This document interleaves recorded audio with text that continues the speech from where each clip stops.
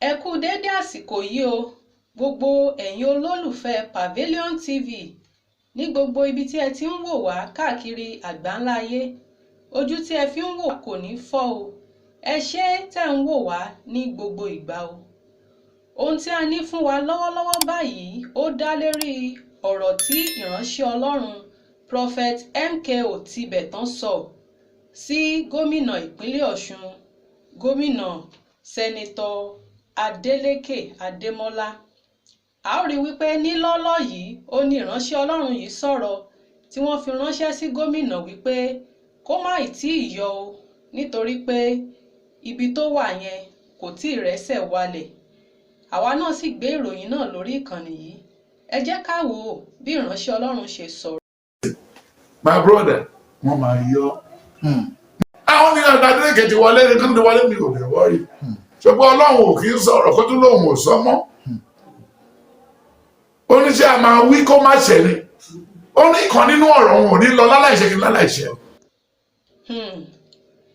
Ìròyìn tí a wá rí lọ́wọ́lọ́wọ́ báyìí ó fi hàn gbangba wípé gómìnà ìpínlẹ̀ Ọ̀ṣun Sẹ́nitọ̀ Ademola Adeleke wọ́n ti yọ o nítorí pé ilé-ẹjọ́ Tribunal tí ó jókòó ní ìlú Òṣogbo lénìí ti ṣe ìdájọ́ wípé kí INEC gba sàtífíkẹ́ẹ̀tì tí wọ́n fi gómìnà Ademola síbẹ̀ kí wọ́n sì gbé lé Oyètọ́lá lọ́wọ́ nítorí pé Oyètọ́lá ló jáwé olúborí nínú ìdìbò tí wọ́n dì ní July 16, 2022.